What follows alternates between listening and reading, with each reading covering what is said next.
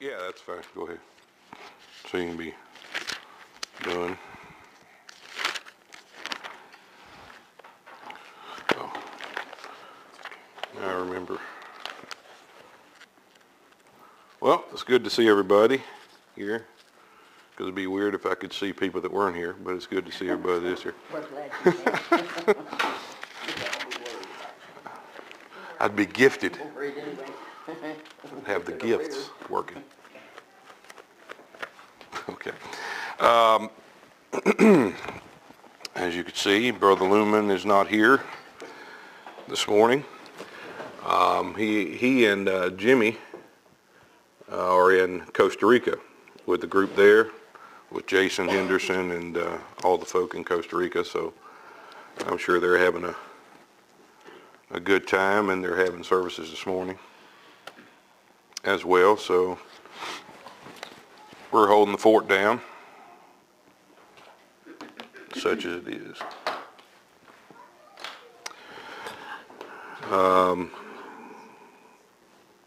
What? What? Is there any announcements I need to make or anything? No, I can't think where he's going next, but it won't be until May. So Okay. we've got another week. I can't think of anything. All right. Huh? No, probably not. How about Wednesday night? Nothing but that, I guess.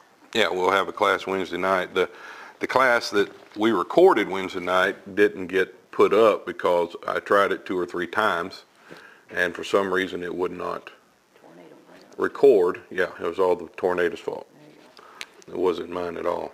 There you go. So we'll try it again this coming Wednesday night. We may put the other one up before then. Hopefully so. We'll see. Okay, turn to Amos chapter 3. I want to just kind of pick up in a thought that we've been looking at each time I've shared, the last few times I've shared on Sunday mornings, with regard to the security of the soul, the security and sureness of our salvation, or we could say the foundation, we could say the anchor for the soul. A lot of different ways that it's presented in the scripture. But there's not a lot of different foundations. There's not a lot of different anchors for the soul. There's one.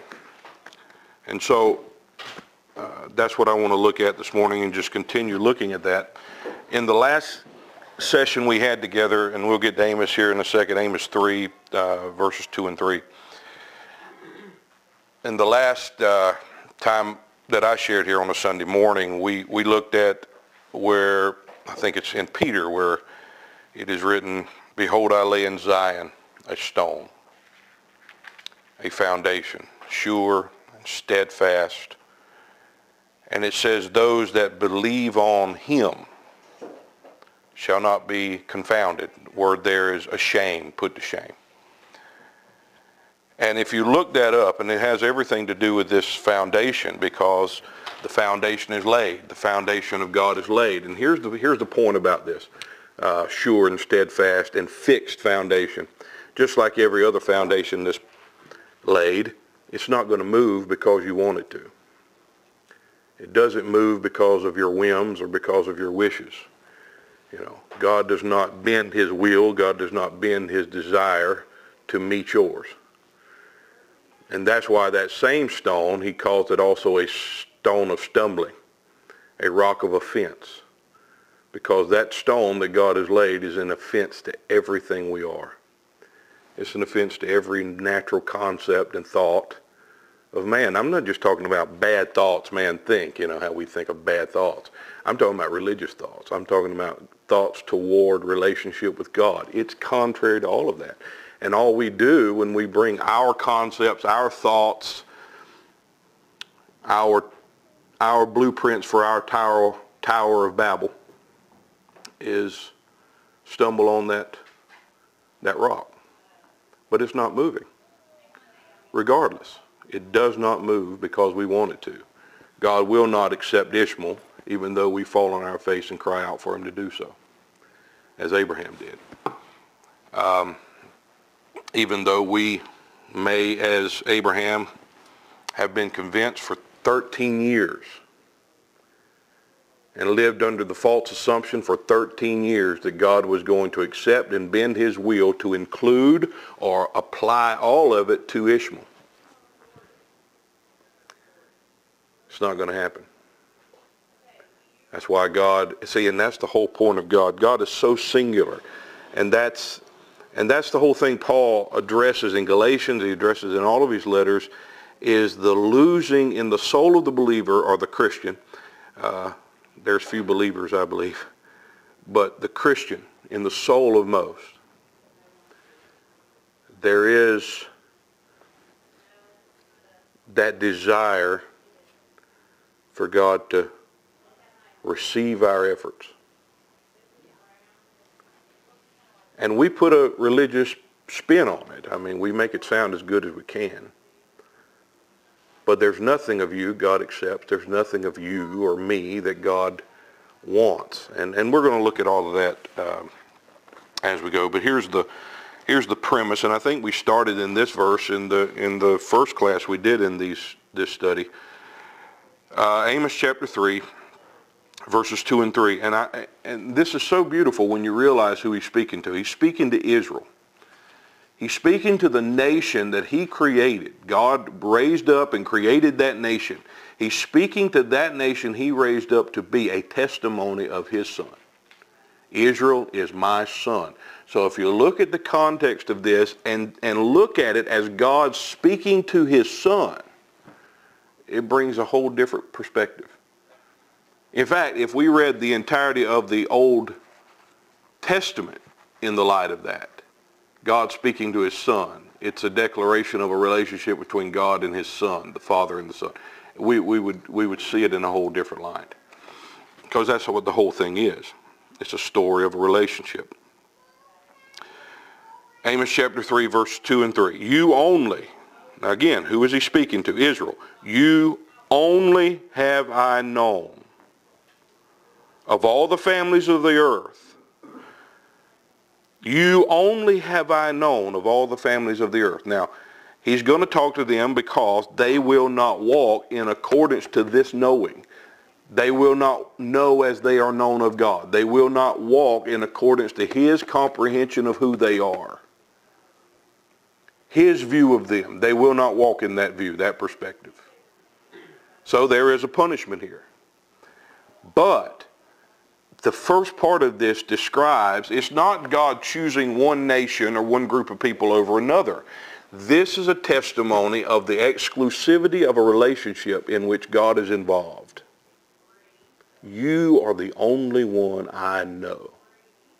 You're the only one I relate to. This is talking about knowing as relationship, not just facts. This is knowing in regard to a relationship. You are the only one I know.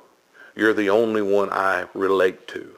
You're the only one with whom I have ever had relationship. I have never had relationship with any other nation, with any other people but you. And see, that's him speaking to his son. Now, again, we're talking about the security, and all of this will come together. We're talking about the surety, the security, because all of this very testimony is brought right into Paul's letter in Galatians chapter 4.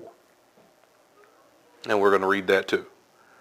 But then after this declaration, you only, again, the exclusive relationship he has with his Father, there's this very familiar verse that we want to relate to man relating to man. Can two walk together except they be agreed? And we always want to bring that to natural and say, well, we can't walk together unless we be agreed. And then you have to worry about what you're agreeing on, the terms of the agreement, and all of that kind of stuff. But the word agreed here is very important. If you go to the feasts and the appointed times of Israel, it's the very same word. It's moed, which means an appointed time and an appointed place. How can they walk together unless they be found together in the appointed time and the appointed place? And we know that to be Christ. We know the appointed time and place to be Christ himself, the very substance of every appointed time that God has ever had is summed up in the person of Christ.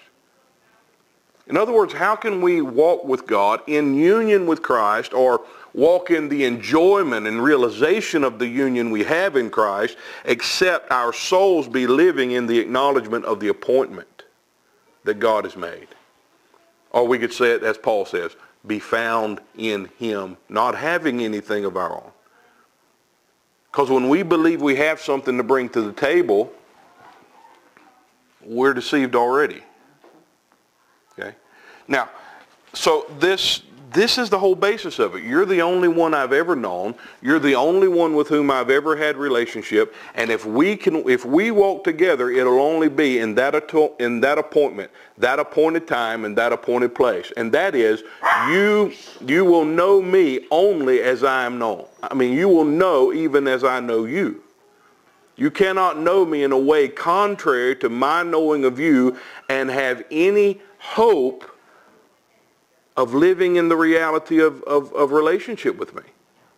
I know you in one way. I know you in one person. I know you in one covenant. And if you try to relate to me in any other way other than that covenant, I do not know you. I mean, that's the whole point. We get real scared about the what is it? The great white throne, I guess. Depart from me, I never knew you. Oh, you got the right and the left side. Well, that happens every day. Don't we understand that? We all stand before the judgment seat of God. That's a continual reality. Because the whole judgment is you're either walking in the reality of a covenant with God or you're walking contrary to it. That judgment's taken place already. It's called the cross. It's just the actualization of that in the soul that has to take place. And there's no need to fear some day where the judgment comes when you're every day of your life experiencing the reality of that judgment. Okay? That's something that happens in you. I mean, I know we want to make it all Hollywood-like, but it's not. It's a spiritual reality. Okay, but appointed time and appointed place. I wrote here, the exclusive knowing of God is here, as pronounced here in Amos 3, is a testimony for us, but for us it is a reality into which the grace of God has brought us. And this is the security, the surety, the anchor. But see, unfortunately, most Christians, let me say it that way, the anchor for the soul, it's not missing, but it is being missed. Do you get the difference? It's not missing. The anchor for the soul is there because Christ is there, but it is being missed. We are unaware of the anchor. We have no idea. It remains unknown to us or to the majority of Christians.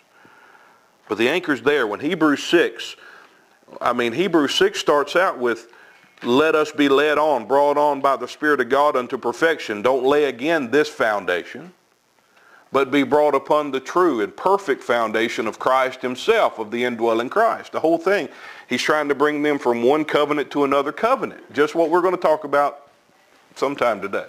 But the whole point. And then at the end of it, and we think he's changed his thought altogether when he begins to talk about this hope we have as an anchor for the soul. Well, it's the same thing as Christ in you, the hope, or the hope of the gospel. It's not a hope for something. It's to come that hasn't come yet. It's a hope and expectation of the appearing of him who is present.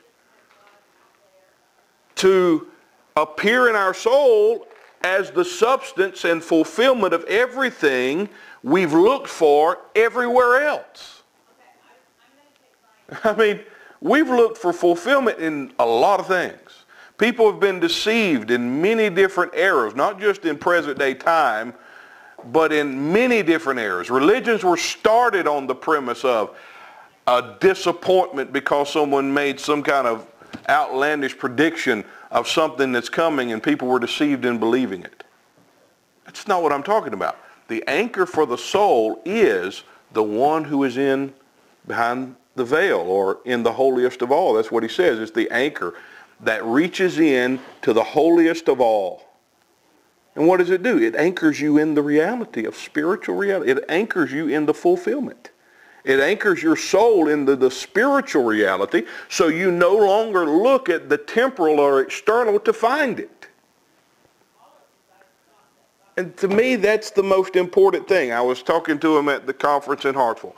Would to God, and I pray that every time we meet, and not only when we meet, every day, that the inward, the spiritual, would so consume us and be formed in us that it will shove out and supersede every external thing in which we've attempted to find reality. The inward must supersede the external. The spiritual must supersede. I'm talking about in our comprehension. It already does in reality. But in our comprehension, the spiritual must supersede the natural. That's what I believe Paul to mean when he talks about Christ being formed in you. Because the word formed there, if you can look it up, and it means that the very essence of something, and that if you remove it from the person, they use it in a personage, but if you remove the thing from the person, it's no longer, it has no substance to it. That's the noun, the form. But Paul's saying that that form, that essence would be formed in you. But the moment you remove it, and see, that's why it's so easy for us to remove it from the person. Righteousness, we've divorced it from him. Holiness, we've divorced it from him and made it a code of conduct in what you wear. Righteousness, we've done the same thing with it. Love, we've made it an emotion. We've divorced it all from his person. And the moment you divorce it from the person in whom the reality of it subsists, you've removed the reality from it. And you can apply it to whatever you want. You know, I used to think about when you're studying 70 AD and the whole thing that happened in the destruction of the temple. And how they just went into the temple, ransacked it, just tore it to pieces, got the Ark of the Covenant. And you look back and you think at all the times where the Ark of the Covenant was touched, and that person's dead, drops dead. One person looks in and he's leprosy. And none of that happened then. None of that happened. They just got it. They were walking in, doing what they wanted to. No consequence. Why? Because God was done with that. Yeah. It was no longer valid. The cross had done away with it. Regardless of 70 AD, the cross had already done away with any validity that temple or anything pertaining to it had. And that's what I'm saying. The reality that those things testified had to supersede. And I'm talking about in the hearts of the believers. We see it in the heart of Paul. It had to happen with the church too. Or when that temple was destroyed, all of their hopes would have been destroyed. If the inward would have not superseded that external thing they could see. That's why Paul can say, listen, those things that are seen, we don't look at those things. We look at the things that are unseen because they're eternal. You don't have to patch it up every few years and beautify it over again. It's beautiful and new every morning. It's a reality that never fades. Moths can't corrupt it, all the things Jesus says. No man can steal it or... We're talking about the eternal superseding the natural in our hearts.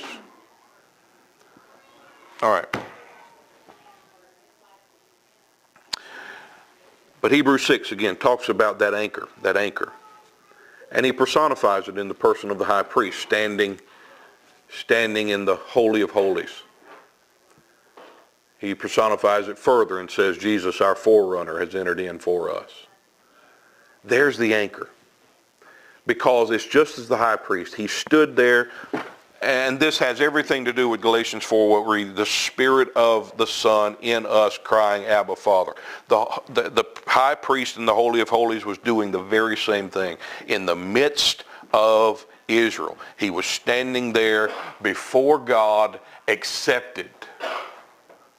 They did not know it because they haven't seen yet. They haven't seen him in his appearing yet. But he stood there, accepted of God, received of God, all of those things. He stood there alone, received of God, and he was the only one accepted. And then he shows himself to Israel. He comes out and displays who he is in the view of the Father to them. And he shows that because he lives, they live. Because he was accepted, they are in him. He becomes the unveiled view of their salvation, the unveiled view of their standing with the Father. He shows himself as Israel's relationship with God. Remember, you only have I known. That's personified here in the high priest, and that's our anchor. That's our anchor. That God never looked at me to define his relationship with me. To me, that's beautiful. He never looked at me to define anything. And that, you all are familiar with that's why it's called the breastplate of judgment. See, when he comes out with the breastplate upon him, the judgment is, I am made unto you everything I am before the Father.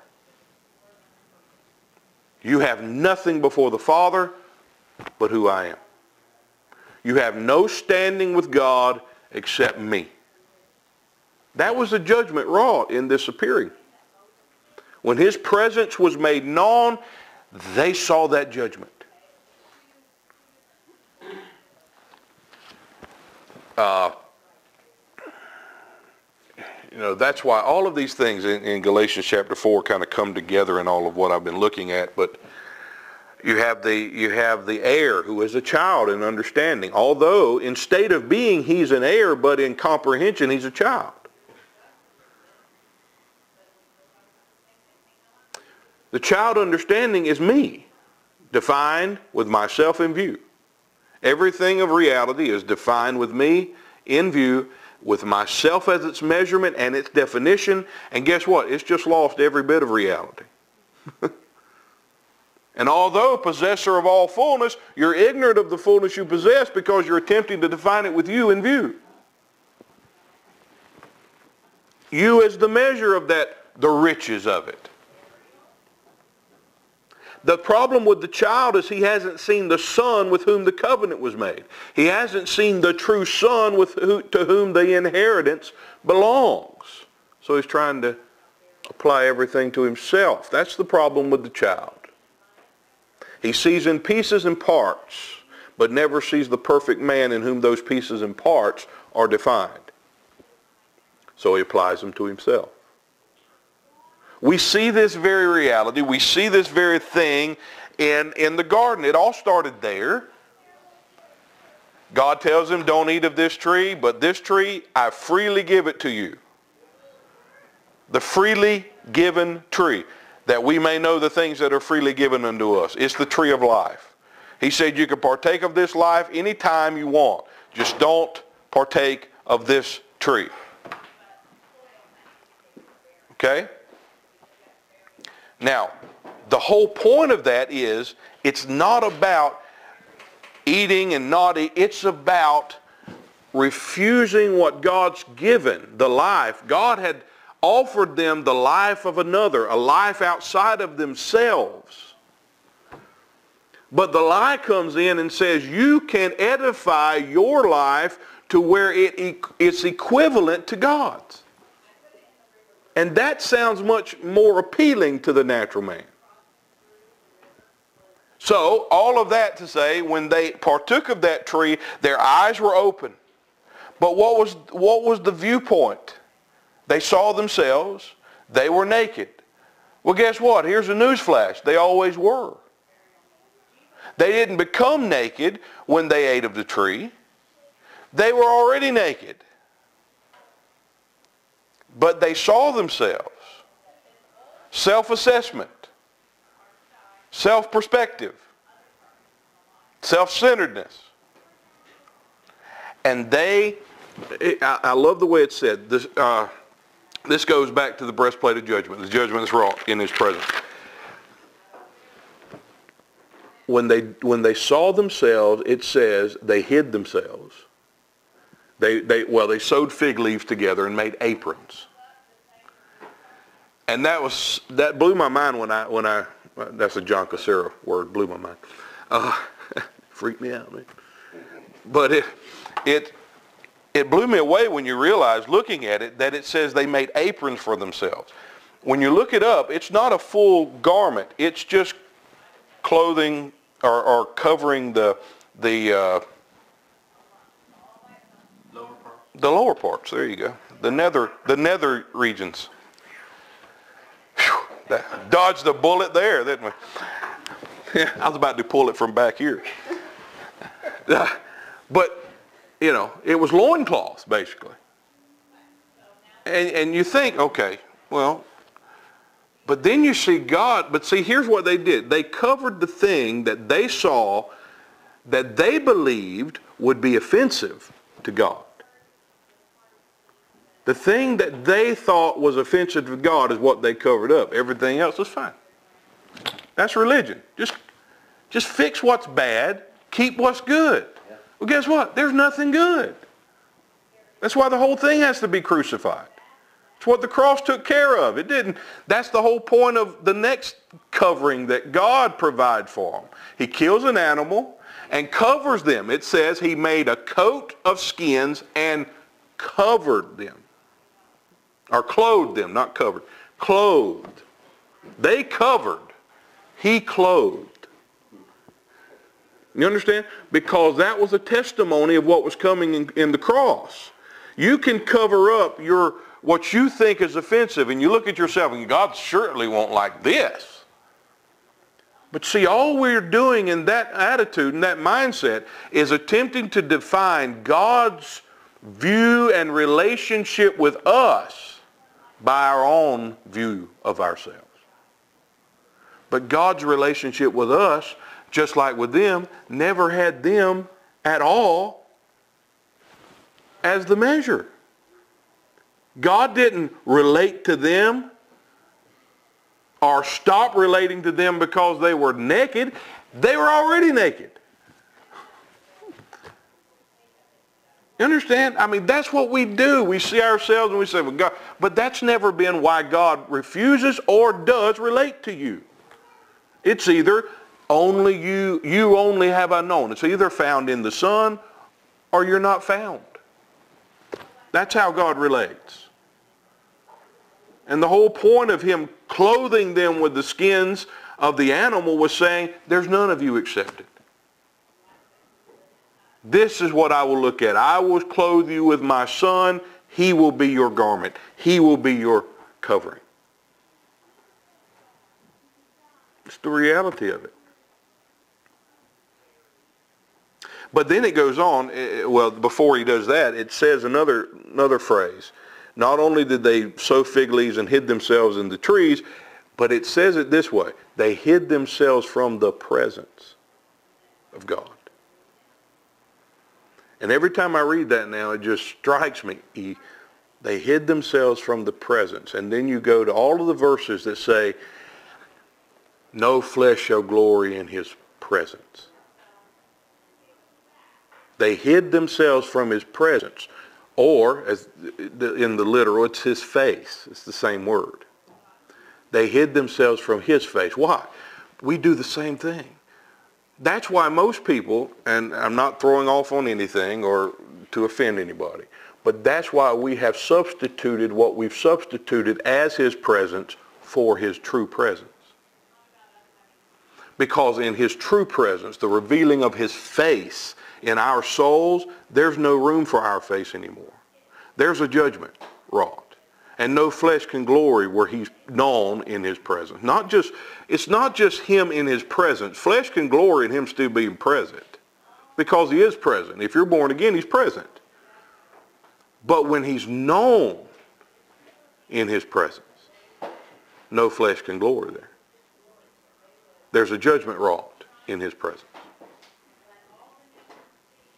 And that's the judgment of the appearing of the high priest. This is the very same thing. I am all and in all.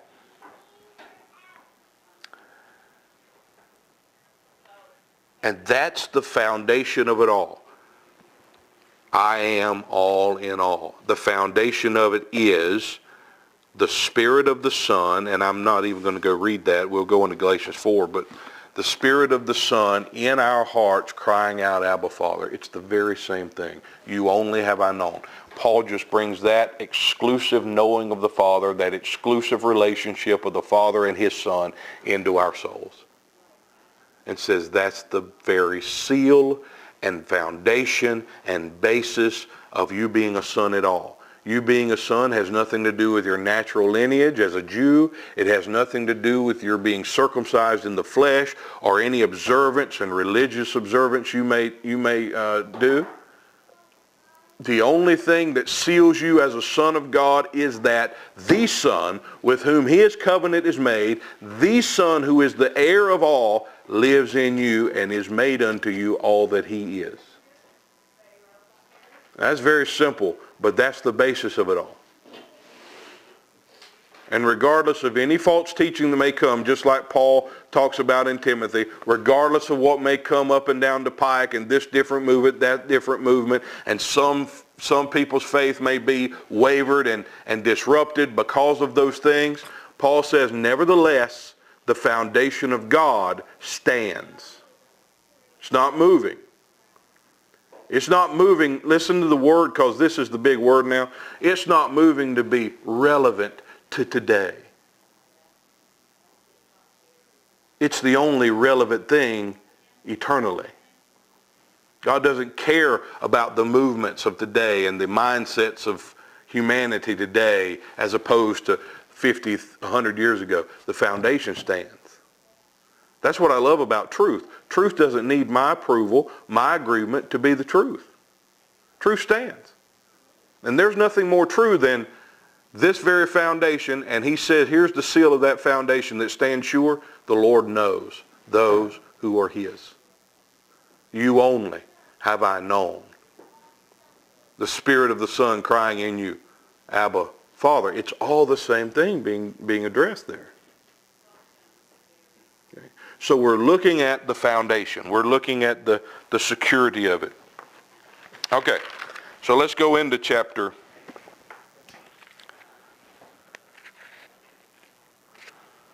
4 of Galatians. And it just, none of those things are going to change. None of the external.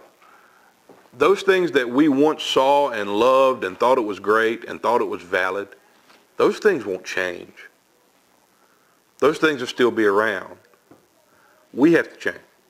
Our perspective, our comprehension is the thing that has to change. The object to which we are looking has to change. Again, Paul, he walked in the midst of the same temple he used to go to, saw the same priesthood he saw before God revealed Christ in him, that he gave his heart and allegiance to. He saw the sacrifices, the feast, and people coming to those feasts. The temple was as beautiful as it had ever been. None of that stuff was affected by the cross outwardly, and none of that stuff was affected outwardly when God revealed the Son in the heart of Paul. It was still there, still present, and still as active as ever. Paul's heart was the thing that had been changed. His view, his perspective. It's the beautiful thing of what we're going to get into in a minute, but he says that when God revealed his Son, called him by his grace, and separated him from his mother's womb, we're about to see who the mother was. It's Hagar. The mother was Hagar. who's in bondage with her children.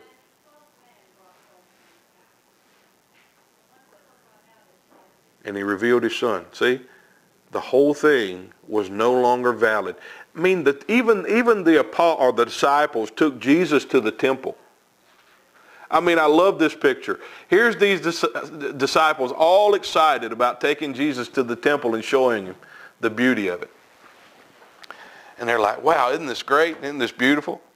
Matthew 24 starts out perfect. Jesus departed from the temple. I mean, that was Ichabod being written over the door of that place. He departed from it. He's gone. He's no longer coming back. That place is no longer valid. He's left it. But they're showing him the beauty of it, and he looks at them and says, not one stone's going to be left upon another. This isn't even valid anymore. I'm the thing it stood for. I am the meaning of this. And we miss that, we miss it all. I'm the meaning of this. You search the scriptures, I'm the meaning of them. They're talking about me. You miss him, you miss it all. I mean, he's present in the soul of every believer, and they're still missing. That's why they're missing the anchor. Because they're missing the meaning of it all. And all of these things look like they're floating up in the air. Let me say this. Everything of our salvation, every aspect of salvation, if we want to call it aspects, will always seem to be uncertain, fickle, whatever other word you want to use. Uncertain, floating around, unfounded, without fixed basis or fixed point of reference. Every aspect of salvation will seem to be that way until it's seen within the context of our union with him, wherein he is made unto us every bit of it. It'll all seem uncertain. It'll all seem like the weight of it is upon us to either fulfill it or to get it. And the weight of it is upon this very foundation that Paul presents here. The Spirit of the Son crying out in your soul, Abba, Father. The question is not whether he's in your soul having relationship with God. The question is your soul experiencing the relationship he's brought into it? That's the question. It's about experiencing what he has brought in, not trying to get something that he hasn't. Because in his presence there is the fullness of all things. The fullness of the inheritance, the fullness of relationship with God. But most people are not experiencing because they're not seeing him. They're not knowing him.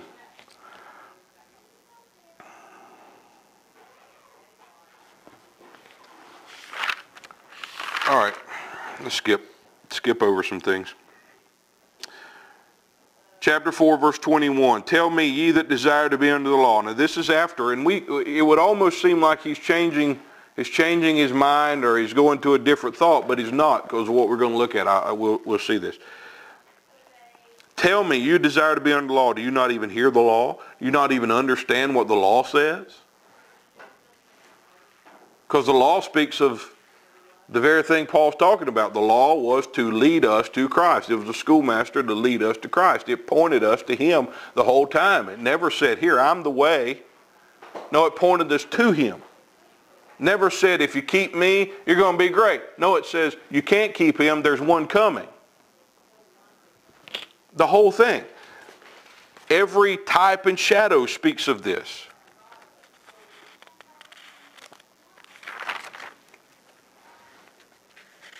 And then this very sad statement. And every time I read it now, it's one of the saddest statements you can read. For it is written that Abraham had 2 sons. Why is that sad? Because 2 sons was never God's intention.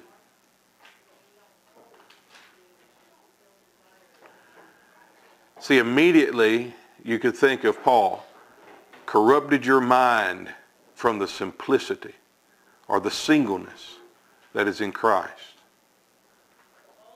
2 was never God's point. Only one. It's always one. It's always one. We're the ones bringing in the other out of ignorance. Abraham had 2 sons, the one by a bondmaid, the other by a free woman. Now, while studying this, if you go, let's go to Genesis chapter 15, because this is kind of the beginning. This sets the stage. But chapter 15, I think, gives a beautiful preface to this story and to this, what Paul calls an allegory or type and shadow, a testimony.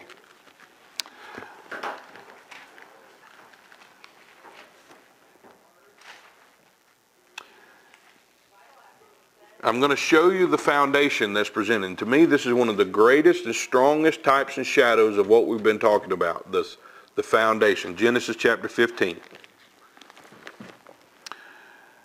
After the word of the Lord came unto Abram in a vision, saying, Fear not, Abram, I am thy shield and thy exceeding great reward. And Abram said, Lord, what wilt thou give me, seeing I go childless?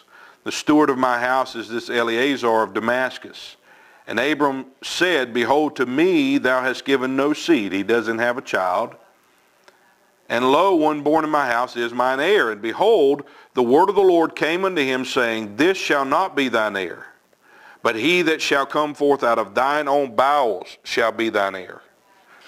And he brought him forth abroad and said, Look now toward heaven and tell the stars, if thou be able to number them. And he said unto him, So shall thy seed be. And he believed in the Lord, and he counted it unto him for righteousness. And he said unto him, I am the Lord that brought thee out of Ur of the Chaldees to give thee this land to inherit it. Now listen to the question, because the rest of this will answer this question. And he said, Lord God, whereby shall I know that I shall inherit it? How do I know all this is going to happen? How will I be sure that this is going to really take place? Verse 9. And he said unto him, Take a heifer of 3 years old, a she-goat of 3 years old, a ram of 3 years old, and a turtle dove and a pigeon. And he took in him all of these, and divided them in the midst, and laid each piece one against another, but the birds divided he not. And when the fowls came down upon the carcasses, Abram drove them away. There's birds trying to get the carcasses and eat them. And he shoos them away. Now that's a picture of what's about the vision he's about to have of something attempting to destroy the covenant made with the seed, but it will not be able to do so. Now listen to the certainty of these statements. Remember, Abram doesn't even have a son yet. He doesn't even have a seed in the house. He has nothing. And the certainty of this takes him all the way to where Israel will be slaves in Egypt. And he said unto him, Know of a surety. Know of a surety. He doesn't even have a son yet. And I'm going to show you why there is a surety to this. It seems really uncertain just taking God's word for it. Well, that should be enough. But there's a basis to it. Remember the carcasses he just divided. And what there's a path between the halves of those animals. There's a path that's in between. You have the animals on each side, and there's a path between it. In the Old Testament, that's how they used to cut a covenant.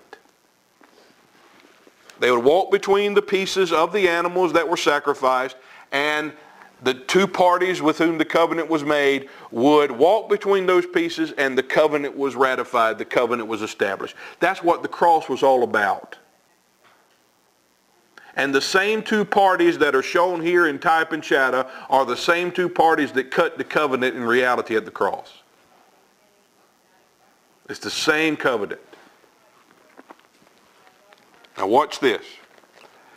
He said, Know of a surety, your seed shall be a stranger in a land that is not theirs. They shall serve them. This is, of course, Egyptian slavery. And they shall afflict them 400 years. And also that nation whom they shall serve will I judge. And afterward shall they come out with great substance. Now that's significant. We won't stop there.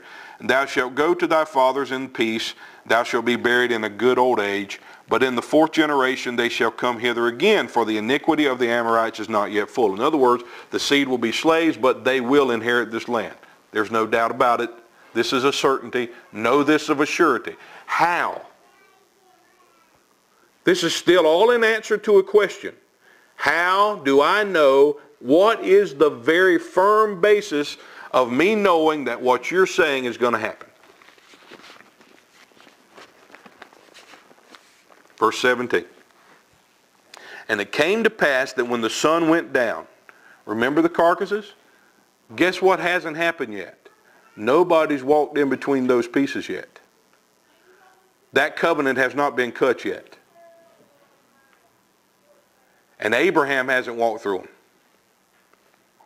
And it came to pass that when the sun went down and it was dark, behold, a smoking furnace and a burning lamp that passed between the pieces. This is a fire pot and a torch that is lit out of the fire pot. And you can see it's the Father and the Son, who is the very outshining and effulgence of his glory. The one who proceeds out from the Father. That's the picture here. It's the Father and the Son. This is a beautiful picture of them walking through the pieces together and cutting covenant. Why? They established this covenant between themselves. This is why is he so sure that this seed will come forth and this seed will inherit the land? Because it's the picture right here of the Father and the seed to whom that promise was made cutting covenant together. His covenant's made with that seed. And we say God made covenant with Abraham. Yes, he did. But look at it. There's a basis. There's a foundation, an unmovable, sure foundation that Abraham's brought into. The Father and the Son have already ratified the covenant. It's already established between the Father. God has done it himself. And then the next verse, and in the same day. Now here it is. When we're born again, we come into the very same day that the covenant was cut at the cross. That eternal day, wrought of God, you are children of the day. In that same day, that's the day we're wrought into. That's the day, the covenant, the day of the making of the covenant. We're brought into that very day, the moment we're born again. So Abraham, it says, in that very same day, the Lord made a covenant with Abraham. Again, talking about the seed. What happened there? God brought Abraham into an already established covenant. Now, I hope that means something to everybody. But he brought him into something already established, already firm, secure, fixed, eternal. And the weight of it did not rest upon Abraham at all. Abraham did not assist in the making of this covenant. He had no part in the ratifying of this covenant. All God was looking for, and here's the point of all of this, all God was looking for in Abraham, just as he's looking for in us, is those who would walk by faith in an already established covenant. Chapter 4, again, of Galatians. The Spirit of the Son. This is that covenant wrought in our hearts. This is that very covenant in us. The Spirit of the Son crying out, Abba, Father. That's why I can go further in the next verse and say, known of God. Not knowing God, known of God. Why? Because the covenant's in you. The covenant is confirmed. Whether you know it or not, that covenant is established and sure. And the weight of it does not rest upon your ability to do anything except to wait upon him to do what only he can do. And to have faith in his power. You understand? After this is said in chapter 15 of Genesis, the very first verse kind of presents the same thing Paul does in Galatians 4. The very first verse of chapter 16 presents you with the absolute worst natural situation you could have, especially when you're faced with a promise saying, your seed is going to be like the stars of heaven. You're going to have a seed and he's going to be great in number, or vast and great. And yet, here's the situation naturally. And this is why Romans 4, Paul says, who against hope had hope. When in the natural there was no hope, nothing to set an expectation upon as far as to have a seed or have the increase of a seed, yet against hope, he had hope. And we'll read that in a minute in Romans 4. Here's the situation. All of this, that's why it's so important that the foundation of it is here in the cutting of a covenant between the Father and the Son. The whole weight of it lays upon that foundation, because here's the natural situation that Abraham was actually in. Now Sarah, Abraham's wife, bare him no children. And she had a handmaid, an Egyptian, whose name was Hagar. Now that sets the stage. But here's this awful situation. She hadn't borne him a son. God made this promise. She can't do it. She can't fulfill it. And here's the kicker. Here's the thing. God knew she was barren before he ever made this promise. God knew it. But she comes, Ian Thomas calls this little interaction between Sarah and Abraham, Ian Thomas calls it a reasonable alternative to faith. It seems reasonable, doesn't it? Go to Hagar. We can get this thing done. I can't do it. But if you go to her, she's young, she's fruitful, you can go with her and we can get this son, this seed produced. That's why Paul equates this to the old covenant, to the law, Hagar. He equates Sarah, and this is so important to understand, he equates Sarah to the new covenant. Now look at it. Sarah's barren. She has no ability in herself to produce. And that's what the new covenant's predicated upon. My insufficiency, my weakness, my barrenness. The whole thing's predicated and founded upon that. Why? How can it be that way? Because the covenant's already cut between the Father and the Son. It's not up to me to do it. God's not going to deny his son the promise because he's made the promise to him and the covenant's cut. That's why Paul says that the law, which was 400 years after this covenant, the law couldn't nullify it. Why? Because it was between the Father and the Son. Hagar couldn't nullify what God had promised Abraham in context with him and Sarah, because it wasn't made to Abraham. It was made to his son first. And Abraham was brought into it. I hope I'm saying this in a way you can at least grasp it scripturally. But Sarah looks at him and says, listen, and I want to say that again. The whole of the new covenant is predicated on two things. My weakness, my barrenness, and God's power to perform what he promises. To do and finish and fulfill. He that began the work will finish it. It's the very same thing.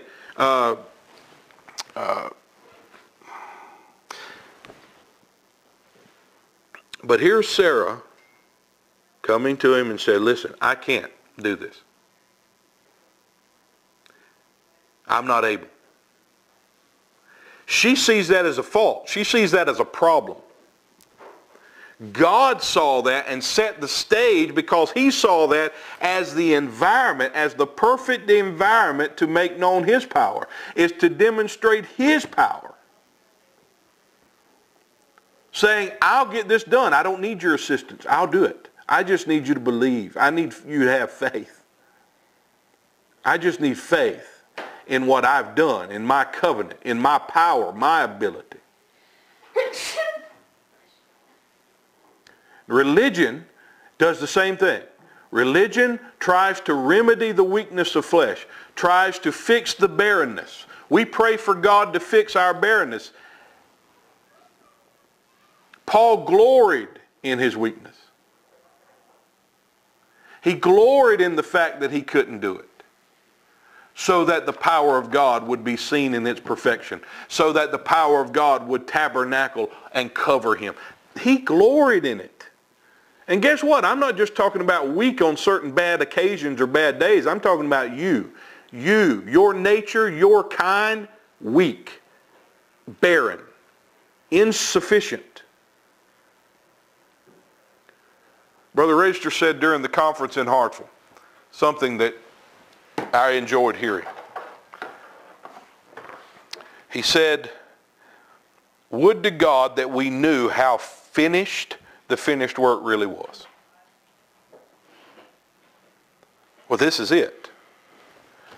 And you can say it this way. Would to God that we knew how of God and not of us it really was. Because a lot of this sounds weird. It plays with your natural mind. But look at what he did. Now she says, I can't do it. And again, she saw it as a fault. God saw it as an opportunity to display his power. Go to Hagar. Okay. Now, they produce Ishmael.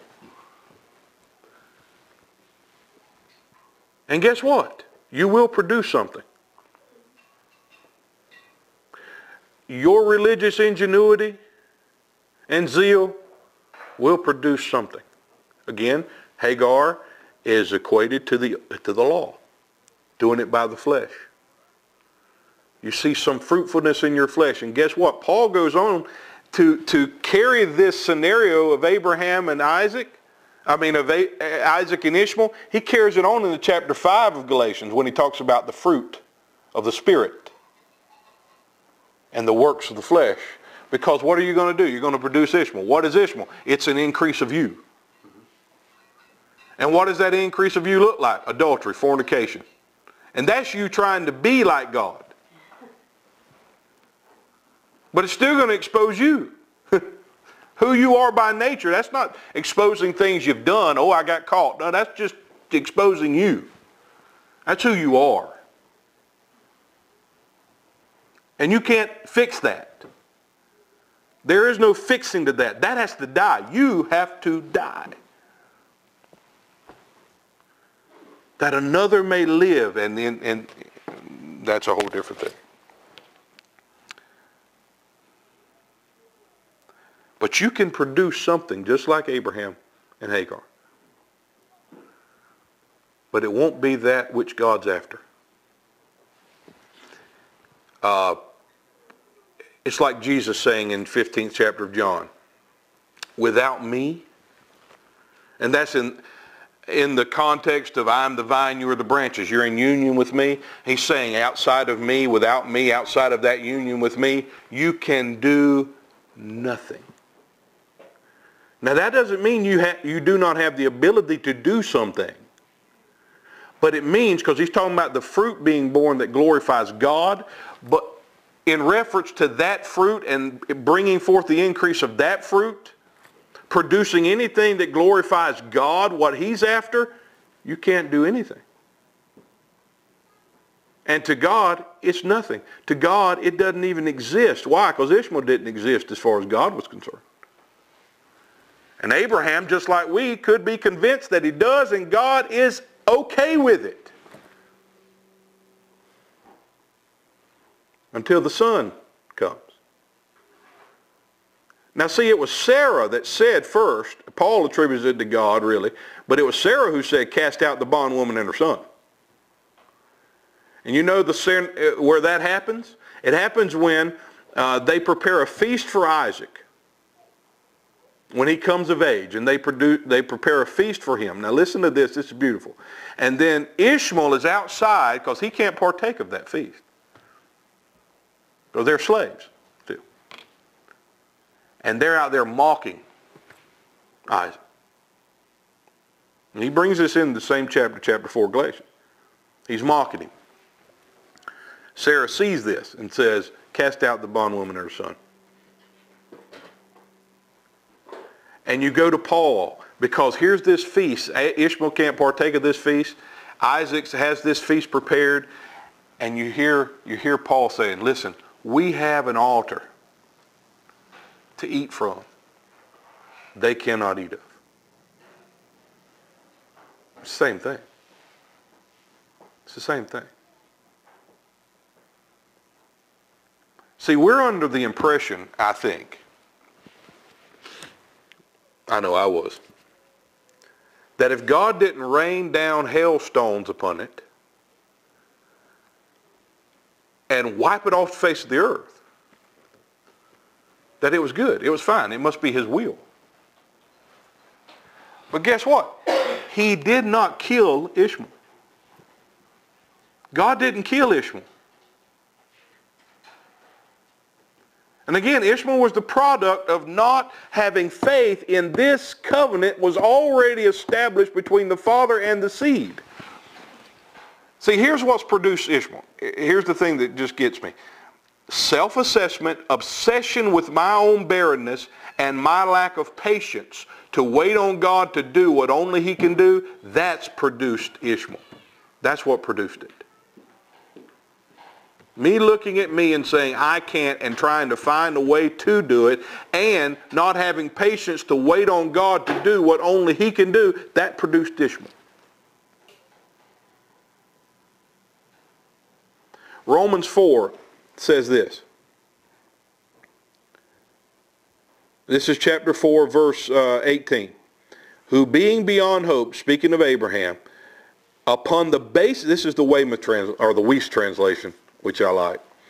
Who being beyond hope, upon the basis of hope, believed in order that he might become the father of many nations, according to that which has been spoken with finality. In this manner will your offspring be. Now he said it with finality. Why? Because there was a covenant already established. He could say it with finality. Verse 19. Not being weak with respect to his faith, he attentively considered his own body as permanently dead. King James says he didn't consider his body. The actual original, the literal says he attentively, he did consider his body. But he considered it as dead. He didn't consider it as something that could be fixed like we do. God, fix my problem, fix my impotence, fix my barrenness.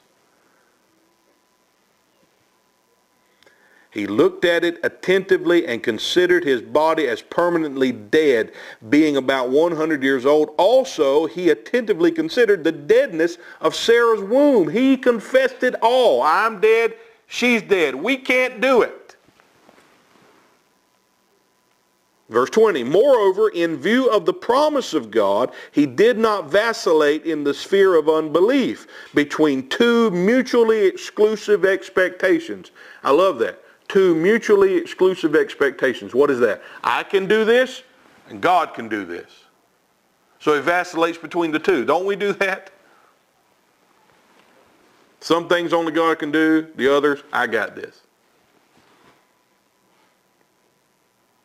But he was strengthened with respect to his faith, having given glory to God, and was fully persuaded, that's faith, fully persuaded that what God had promised, with finality and surety, he was able to do it. That's the whole point. What God promised, he alone is able to do. God alone can fulfill his own expectation in you. And he does that by revealing the Son, who is the fulfillment of his expectation. You can't do this. The whole new covenant is based upon that very thing. You can't do it. You're barren. Rejoice in it. Glory. Not the fact that you're barren. No, don't glory in that. Glory in the fact that God has to do it. Glory in the reality that Christ is made unto you everything you've tried to be, everything you've tried to produce, and all you produced was Ishmael.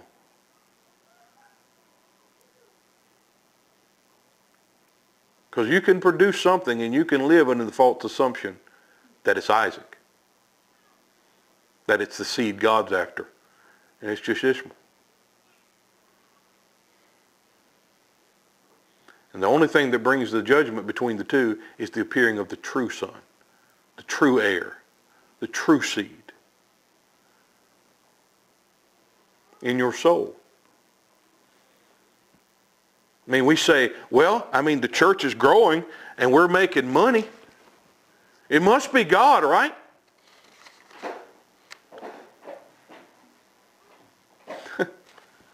I think there's more people outside the ark than there was in, so that's kind of a moot point.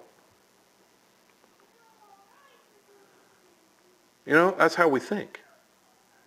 But God doesn't think in those terms, because God blessed Ishmael as well. You see that? God blessed Ishmael. Man, that just plays with us. That just played with me. That toyed with me. I struggled over that. I was like, God, why didn't you just kill Ishmael? Make it easy. Kill the dude. But see, there's a decision. There's a judgment here that has to be wrought, and Abraham has to face this. Either, okay, he's blessed Ishmael. Okay, here's the thing. Either you're going to just settle for your increase, the increase of you, what you've produced through effort, and you're going to settle for that because I'm blessing it. It's blessed. Or you're going to cast it out, count it as dung, count it as dead, so that my son and the true seed and the true heir can have his rightful place of preeminence. And that's the judgment that has to be wrought. That's a reckoning that has to take place in our heart. One, it's the view of the Father finally being wrought in our heart to where what God doesn't even acknowledge is no longer the acknowledgement of our hearts. Ishmael wasn't acknowledged of God. Take your son, your only son Isaac. Wait a minute, I got Ishmael. Take your son, your only son Isaac. Understand? Even though he blessed Ishmael, he was after Isaac. And that's the whole point. It's either, to me, Paul was blessed under the law. He says of the Jews, what advantage does the Jew have? All of the advantage, because they have the oracles of God. They're blessed with that. But what about coming from that to the fullness of all spiritual blessings? That's where Isaac comes in. The fulfillment of the thing.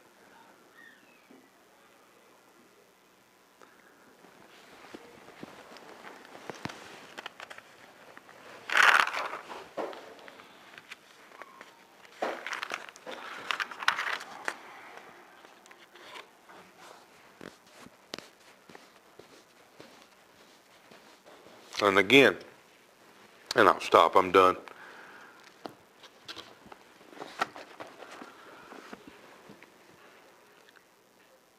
Because we're ignorant of this already established covenant between the Father and the Son, we think the whole thing rests upon us. That the weight of it is upon us. When you've been brought into something already established. You've been brought into something already ratified and confirmed and perfect. All God's after is those who would walk by faith in what he's already done. And if there is the aspect, and there is in all of us, an aspect of salvation that eludes us as far as the reality of it and the comprehension of it, and even the experiencing of it, if those things still elude us, never to look outside of this covenant for the reality of it, so you can go out and produce it, and produce another Ishmael that you're in bondage to. Another Ishmael that's taking up room and that does not permit the son that God's after to have his preeminent place in the house. Because you've brought in something of your own, something of yourself, your own increase. And you're bound to it. You're in bondage to it. May we have patience. What Abraham did not have in this scenario. Now, Paul never mentions that part in some of his letters because He's talking about faith in the grace of God. But patience.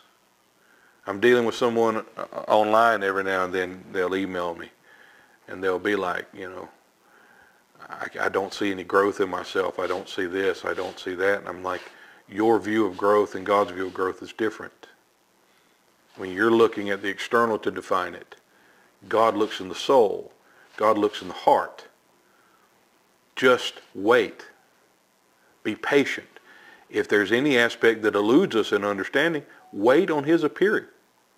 Wait on him to come as the very person of that reality.